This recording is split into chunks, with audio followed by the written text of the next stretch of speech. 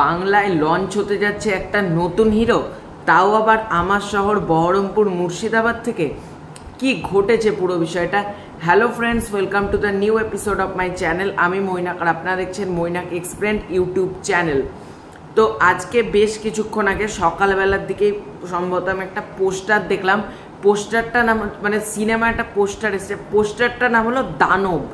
সেইটার পোস্টারটা আমি থাম্বনেইলে দিয়ে রেখেছি। কেমন পোস্টারটা দেখতে হবে, সবার প্রথম পোস্টারটা কেমন হয়েছে বলি, তারপর ডিটেলসে আসি।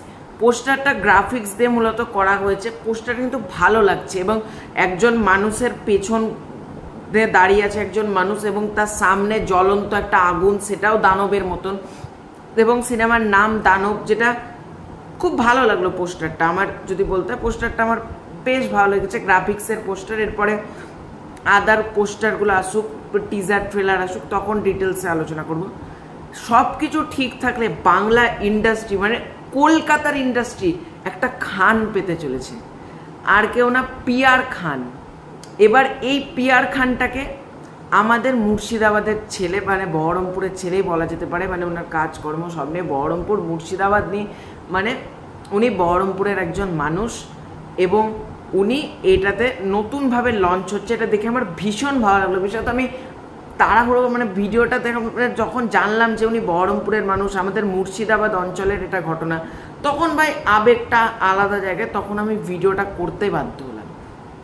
তো যিনি ডাইরেক্টর আতিউল ইসলাম রয়েছে, ওনার লাস্ট কাজ ছিল ফাতেমা, যেখানে আমরা রাহুলকে দেখতে পেয়েছিলাম। ফাতেমাটা একটা ভালো গল্প, আমি যেহেতু শুনেছি, খুব বক্স অফিস করেনি, কিন্তু ক্রিটিক্সদের মাধ্যমে বা যারা দেখেছে তারা খুব ভালো বলেছিল সিনেমাটাকে। তো এই আতিউল ইসলাম এর আগে ফাতেমা সিনেমাটা শুটিং করেছিল জিয়াগঞ্জে বা আজিমগঞ্জ, জিয়াগঞ্জ আর আজিমগঞ্জ এই দুটো জায়গাতে শুটিং করেছিল ফাতেমা সিনেমাটা।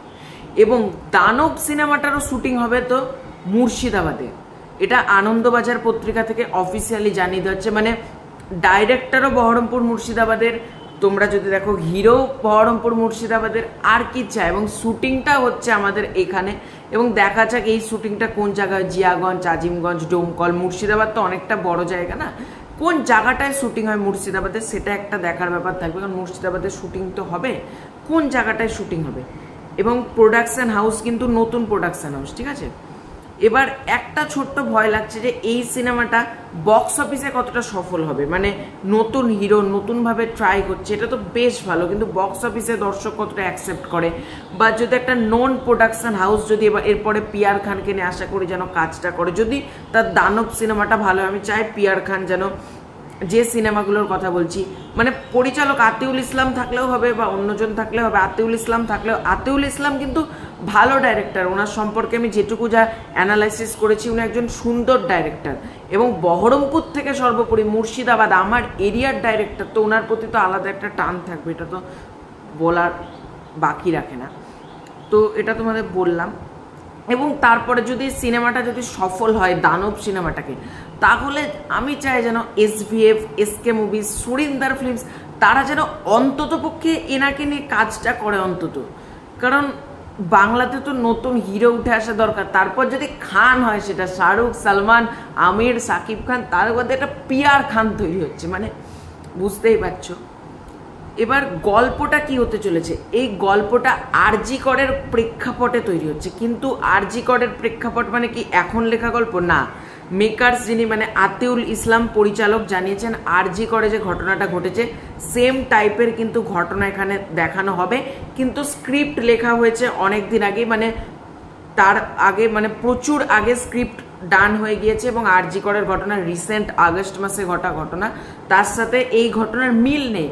কিন্তু দর্শক যখন সিনেমাটা দেখবে তারা আরজি করের সাথে কিন্তু রিলেট করতে পারবে, এটা আতিউল ইসলাম জানিয়েছেন। এবং সিনেমাটাতে খরাজ মুখার্জি রয়েছে, নায়িকার ভূমিকাতে রূপসা রয়েছে। দেখা যাক, সিনেমাটাকে নিয়ে আমি এক্সাইটেড আছি। তোমাদের এটা নিয়ে কি ওপিনিয়ন জানাতে পারো। তো যদি ভিডিওটা ভালো লাগে লাইক, কমেন্ট, শেয়ার করতে পারো। চ্যানেলে নতুন হয়ে থাকলে চ্যানেলটাকে প্লিজ সাবস্ক্রাইব করে দিও। তো খুব শীঘ্রই দেখা হচ্ছে একটা ইন্টারেস্টিং ভিডিও, ততক্ষণের জন্য বাই বাই।